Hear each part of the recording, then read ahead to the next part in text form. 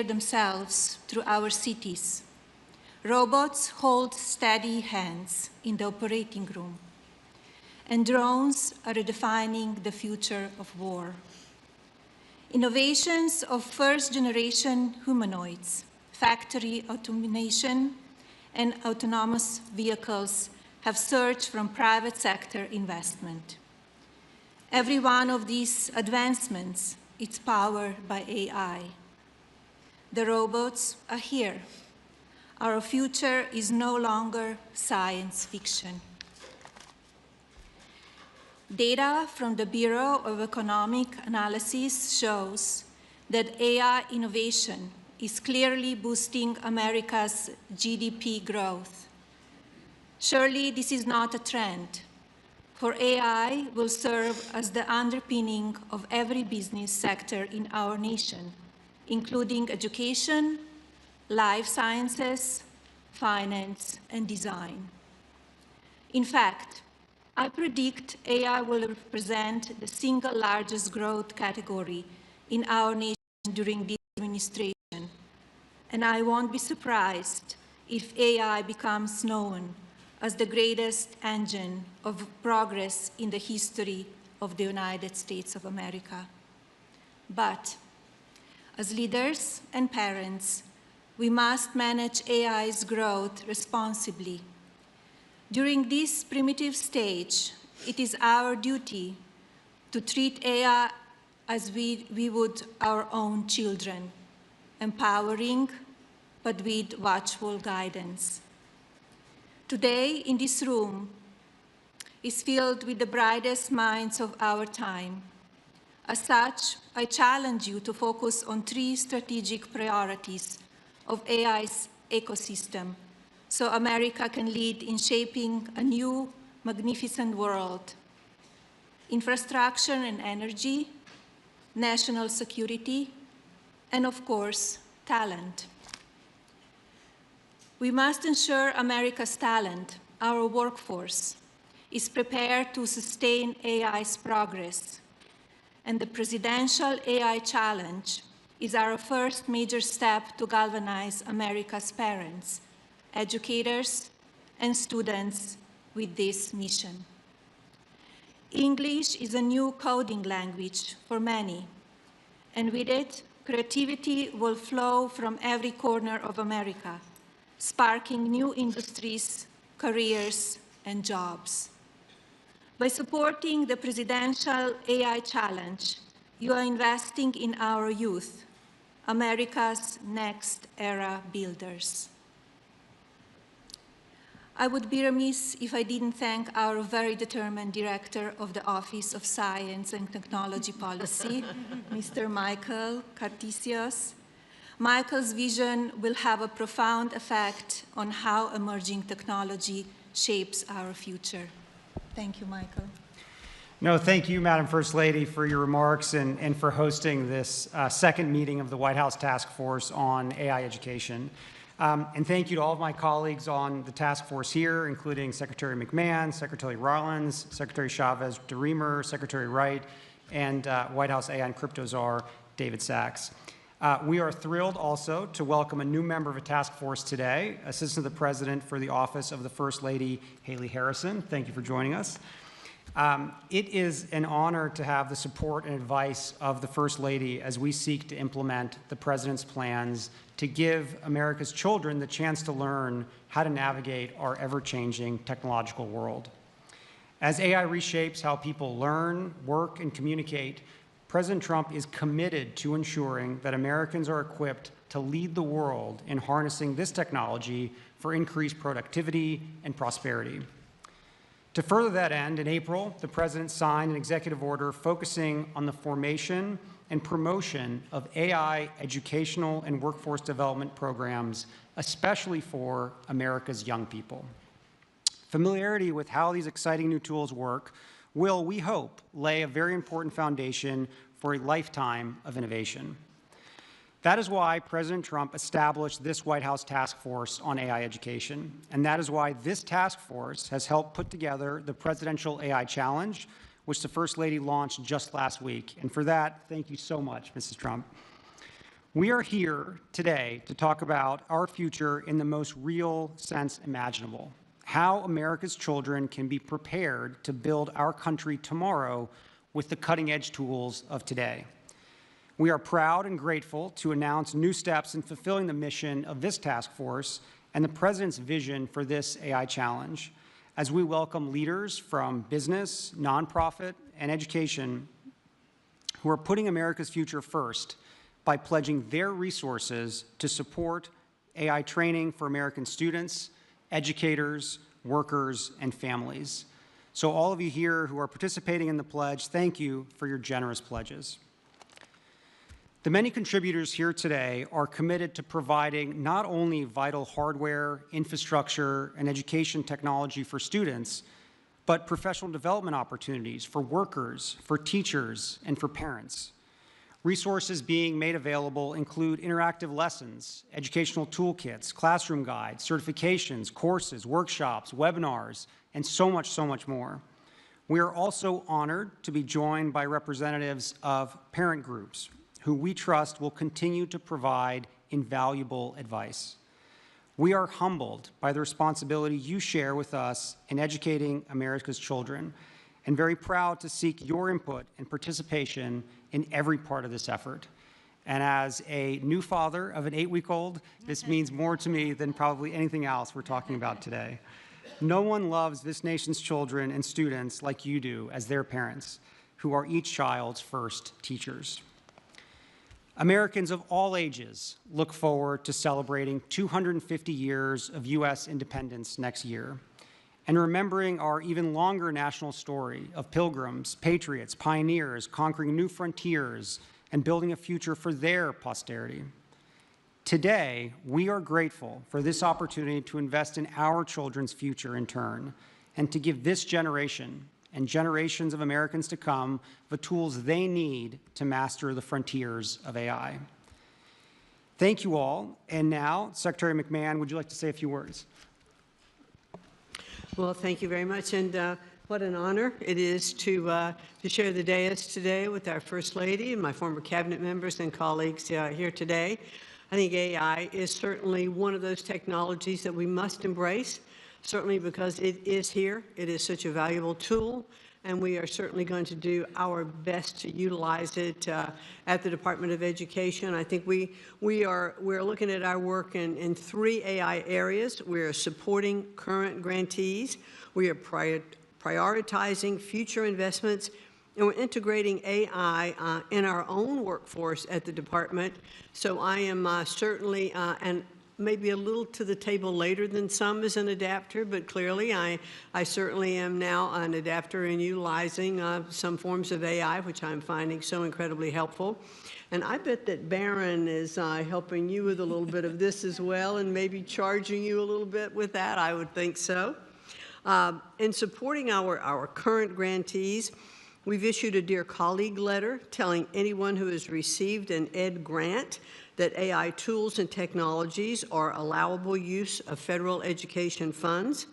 Our goal is to empower states and schools to begin exploring AI integration in a way that works best for their communities. And I'm next week actually going to go to the Alpha School in Austin, Texas, to see AI in action in the school, so I'll be anxious to report back and see how that works. We are prioritizing future investments as I've now made AI one of my priorities as Secretary. This explicitly encourages the integration of AI in teaching, learning, and school operations. Any grant applications that come into the department that utilize AI will be more strongly considered, for their grants. Might even get some bonus points for that.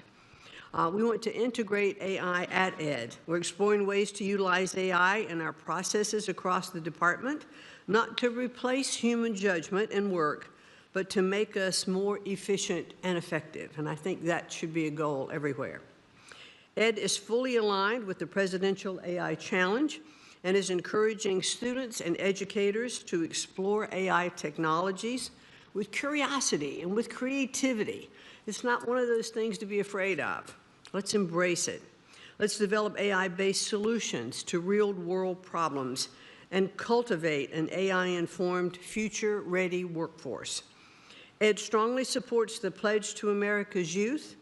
We are thankful to the folks in the room today and many others who have made commitments to expand AI access and understanding across schools, very important across all over the country. And as I am touring and visiting schools of all kinds of different schools around the country, I will be looking to see how AI is being utilized and totally impressed by what I'm seeing. We are helping schools prepare every school, every child, every student for the AI-driven world. Thank you, Secretary Rollins. Well, first of all, I will turn my microphone on. First of all, I just want to say thank you all. I'm Brooke Rollins, and what a joy to be up here with my fellow cabinet members. Michael Kratsios, you are just a visionary. And I think back to the first term when we were able to work together.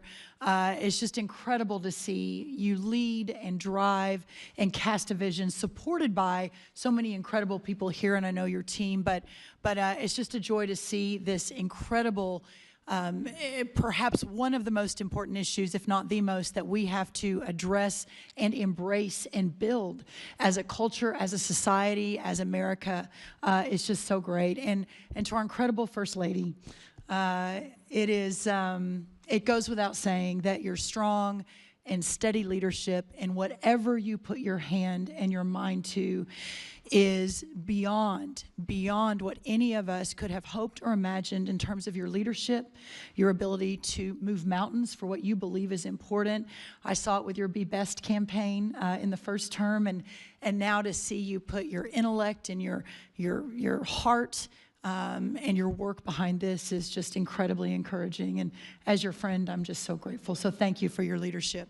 And to all of our private sector partners in the room, I know we're going to get to hear from some of you. Many of you, again, we've worked together for some time, but this is the new Trump administration. This is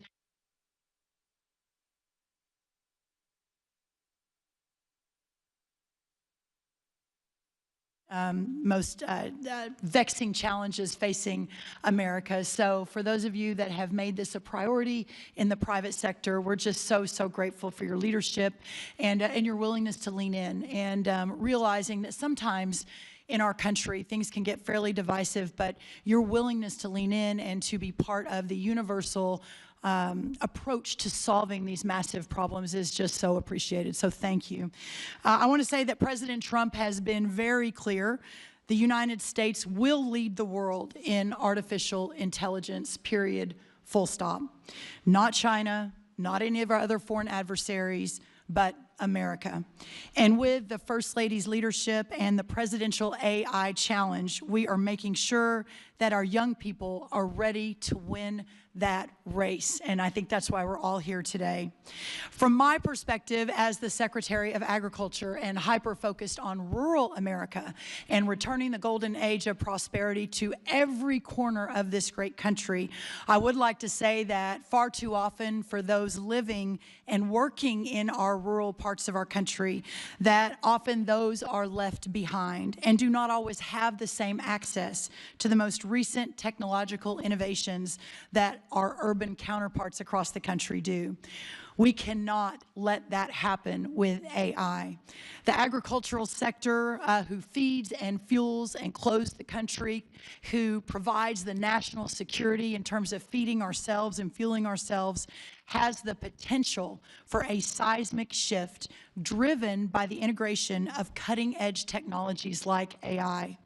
While AI has already made some inroads in our farming practices and with our farmers and ranchers, its potential in agricultural education, and we're here to talk today about education, is equally transformative.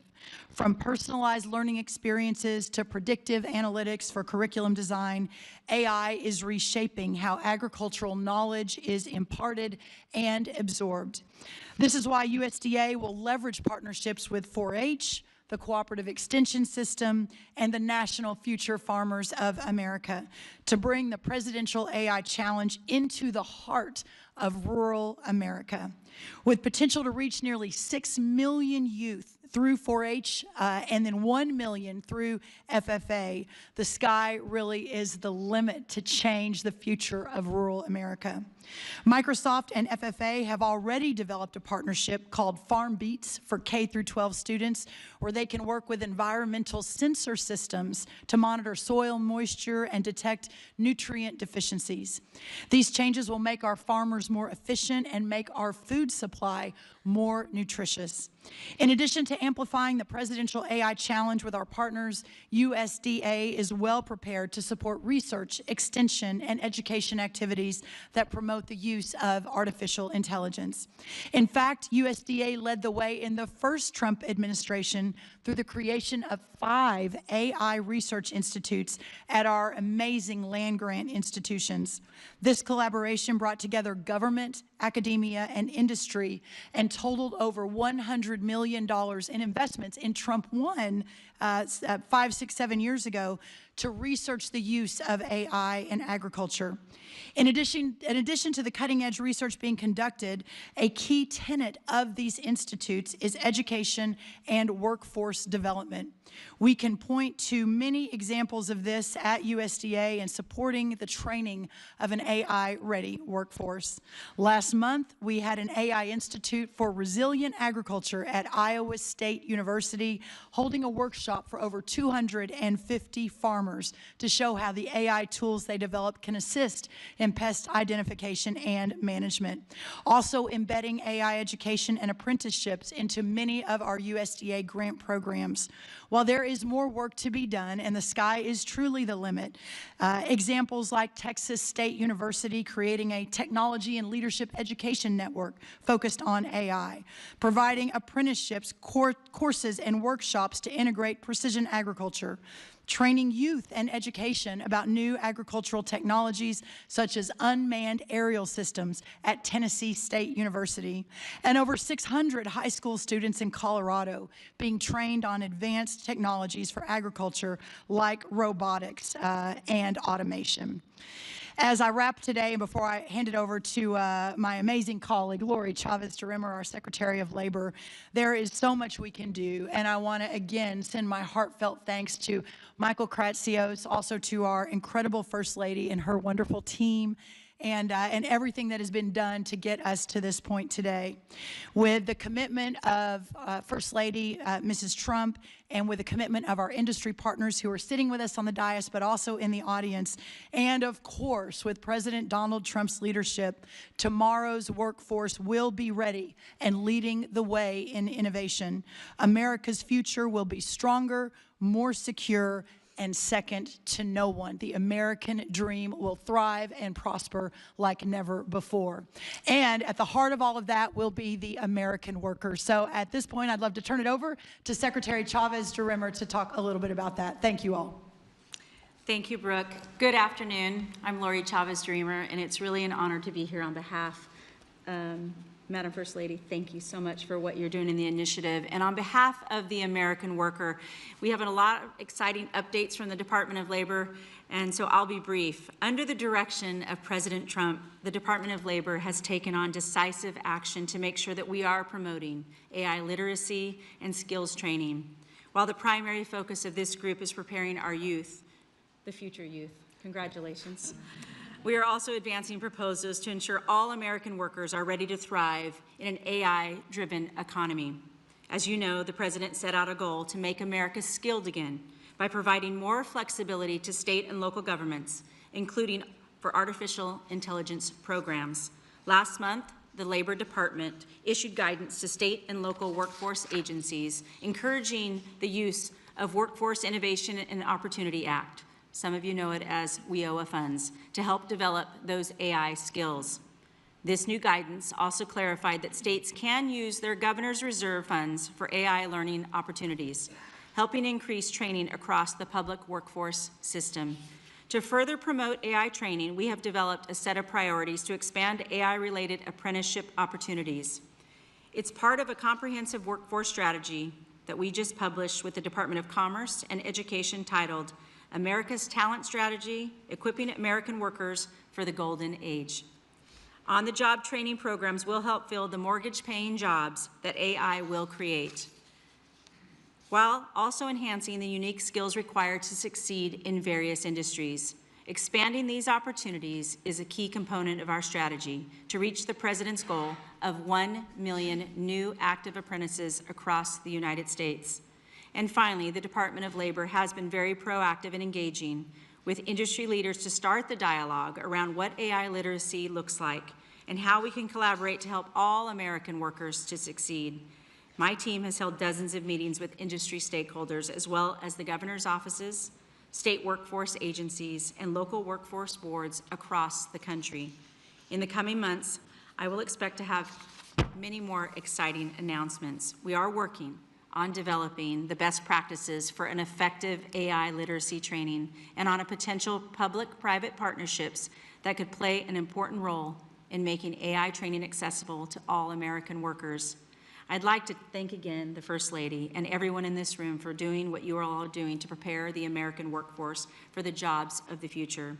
As I continue around my 50-state tour, and we've hit 32 states in the last 5 months, we'll continue to promote AI and its excellence. And it is going to be this initiative and this group and all of you out here in America to help us lead the way and tell those stories to the President.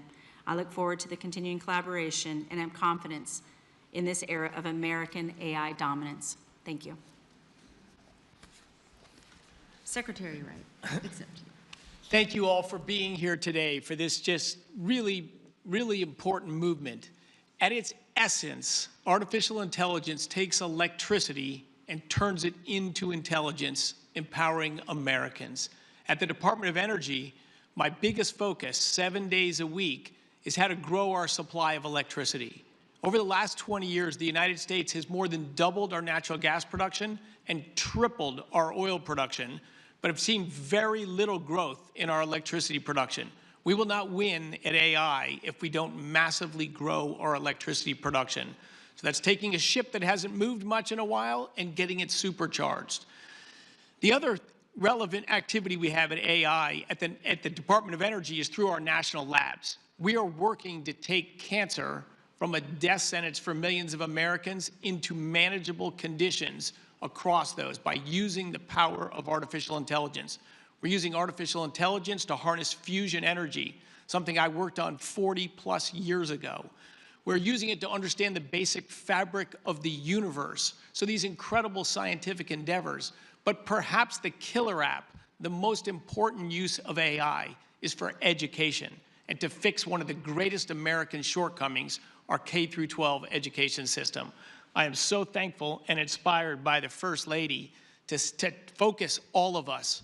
We've got to not leave our kids behind. We've been doing that for decades. We've got to fix our education system. AI is a transformative tool to do that.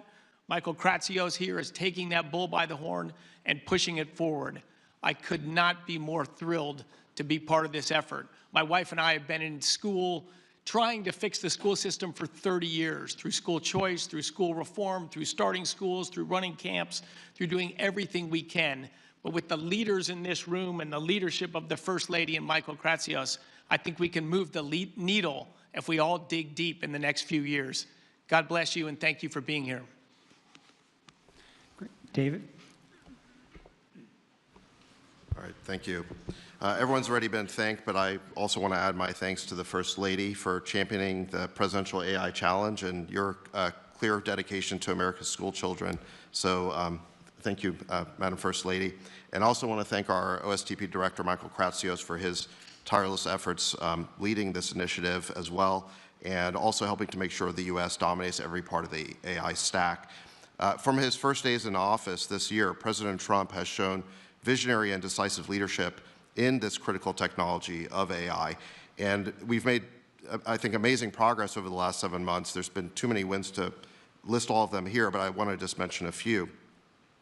In the first week of his administration, President Trump rescinded hundreds of pages of unnecessary regulation, burdensome and unnecessary regulation, on our AI model companies and on our chip companies. And instead, he in lieu of that, he initiated the development of an AI action plan that we just released a few weeks ago. And at the action plan's unveiling, this was on July 23rd, President Trump gave, I think, a momentous policy speech on AI, which is the most important speech that's been given on AI by any official. And he made the pillars of our AI policy being pro-innovation, pro-infrastructure, pro-export, and pro-worker. And he also signed 3 executive orders that day to help further this policy. So the first was to make it easier to build new data centers and energy infrastructure. And thanks to President Trump's leadership, he's already attracted hundreds of billions of dollars of investment into the United States for data centers and energy infrastructure. And as he likes to say, the U.S. is the hottest country in the world right now, thanks to his leadership. The second executive order established the American AI Exports Program to ensure American leadership across the world. We want to make sure that the American tech stack wins internationally as well. And the third executive order banned the federal government from procuring ideologically biased or woke AI. We want to make sure that AI only pursues truth, fairness, and impartiality. So I think those are just some of the amazing accomplishments that the administration has made over the last 7 months. As we meet here to discuss AI education and empowering America's children, it's still the very early days of this incredible industry, and I'm reminded of what President Trump said during that AI speech, that he said that American AI is like a beautiful baby that's just been born. We have to grow that baby and let that baby thrive. And he's absolutely right about that. And we have to enable our children to thrive with it. And let me acknowledge that when it comes to the topic of AI, there is a lot of fear out there. Some people think that AI is going to take all of our jobs. I really don't think that's going to happen. I think AI is going to unleash a productivity boom like we've never seen. It's going to make all of us more productive. It's going to make our jobs more satisfying. And there's an online quote that's been flying around that says, you're not going to lose your job to AI, but you might lose your job to someone who uses AI better than you. And I think there is some truth to that, that AI is going to be the ultimate boost for our workers, and it is important that they learn from an early age how to use AI, and that's why it's critical that our children learn AI, and that's why this program is so important to further AI education. And it's important, I think, to further it for school children in every part of America, every socioeconomic class or bracket, because this is really fundamental to equality of opportunity for every child in the country. And finally, the last thing I want to say is just that I want to thank all of the companies that are here today who have made pledges to donate their resources to AI education. I think this is really important. President Trump, in his AI speech, called on our technology companies to promote a new spirit of patriotism and national loyalty, and that's what you're all doing here today. So I think that's fantastic. And I think each of you of your companies and the nonprofits who are here today, they've recognized the opportunity to serve your fellow citizens and help build a great American future. You're all in for America. We really appreciate that. You're putting America first, and we look forward to hearing more about your contributions, and I think we'll do that next. Thank you. Yeah, thank you so much, David. I think now we'll briefly hear from 3 of our more than 135 generous pledge signers: Arvind Krishna from IBM, Cameron Wilson from Code.org, and Sundar Pichai from Google. Each say a few words about their contributions. So maybe Arvind, if you want to start. Good afternoon, everyone. It's a privilege to be here and contribute to help build America's AI-ready workforce. Let me begin by first thanking the First Lady, Mrs. Melania Trump, for helping lead this effort and galvanize all of us into contributing, but also to President Trump for all of his efforts around AI, as David just spoke about. Let me also thank the cabinet members who are here for all the efforts that they are putting into helping build America's AI-ready workforce. Addressing the AI skills gap is going to be essential for us to achieve what we all want to with AI contributing to America's leadership, but also to America's productivity. The President's AI Action Plan shows us the way to that future by empowering American workers to lead in the AI economy. As the plan highlights, U.S. companies also have a central role to play in building this workforce. By partnering with government agencies, nonprofit organizations, and communities, as well as educators, we can deliver the training that meets the demands of the labor market. IBM has long embraced this collaborative approach, and we are fully committed to upholding this responsibility.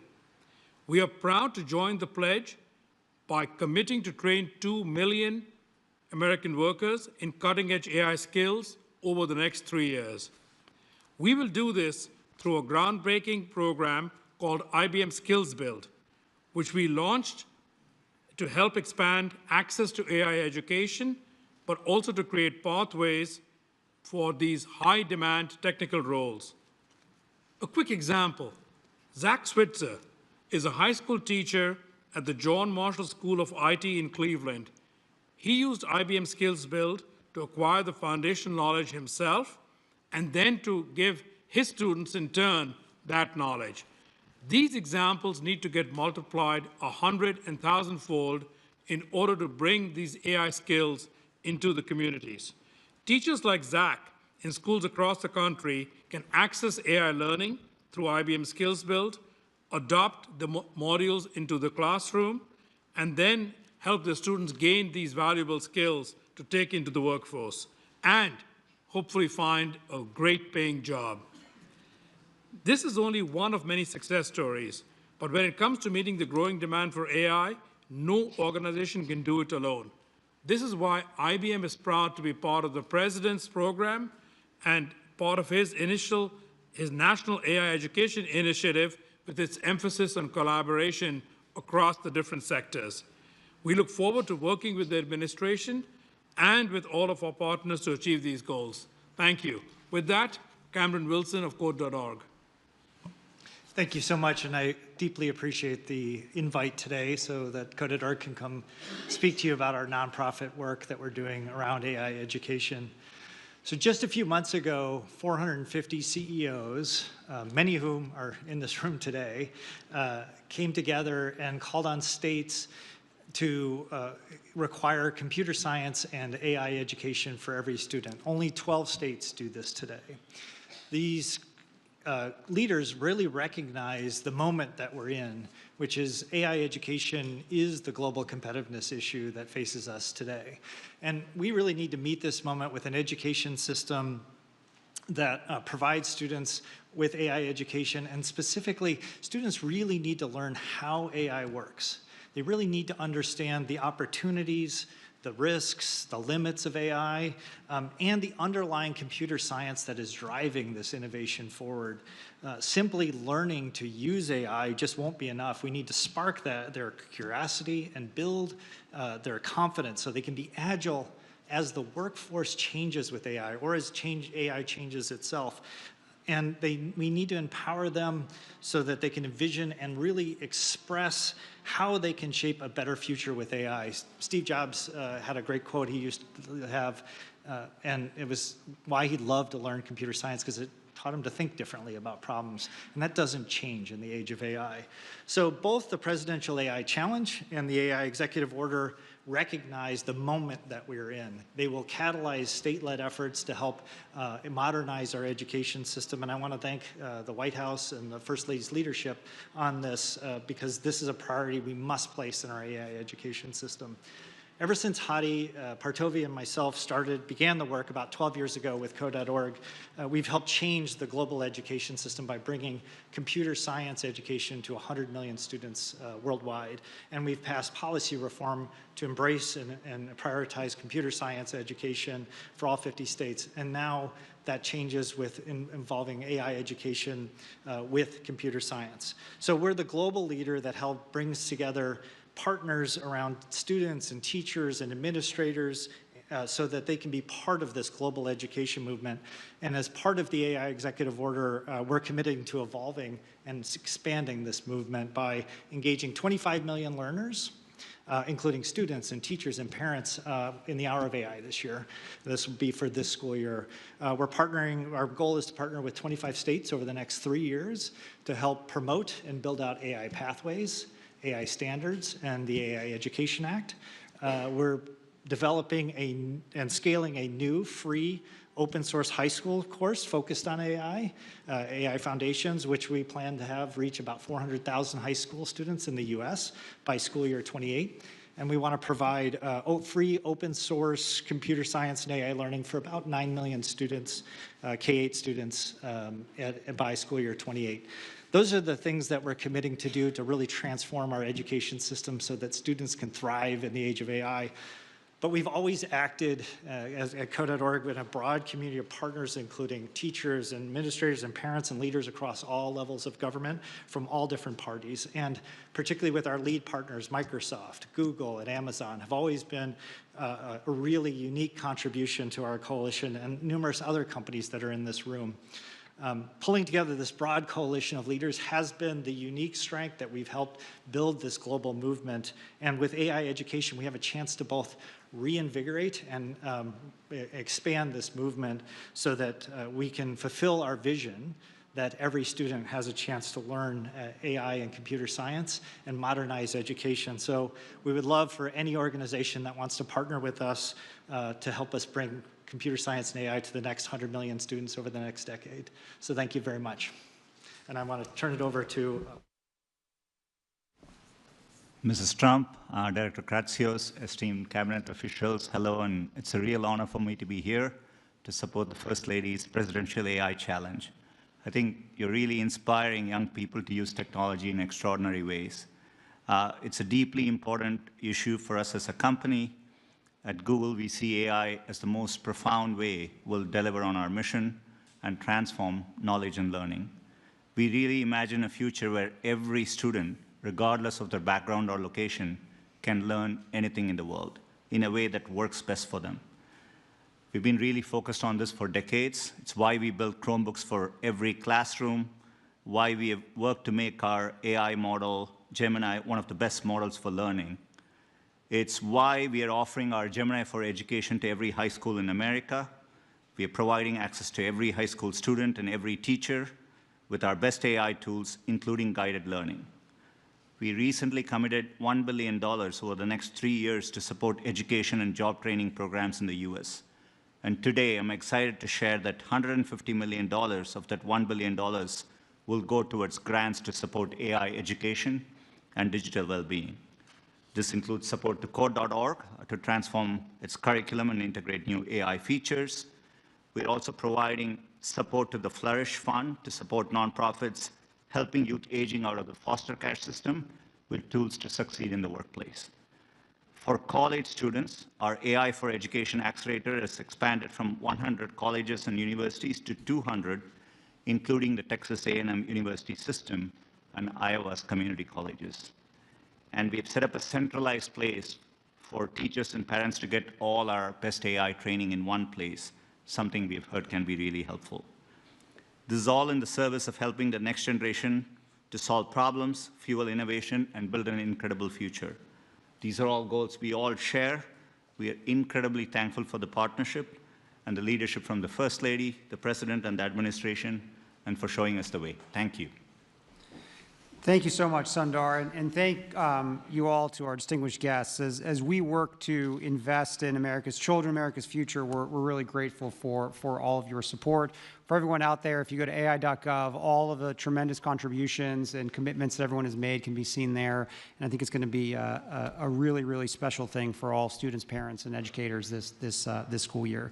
And lastly, my special thanks once again to the First Lady for being here with us today. Thank you. So this concludes our White House Task Force on AI Education second meeting, and we very much look forward to working with all of you again soon.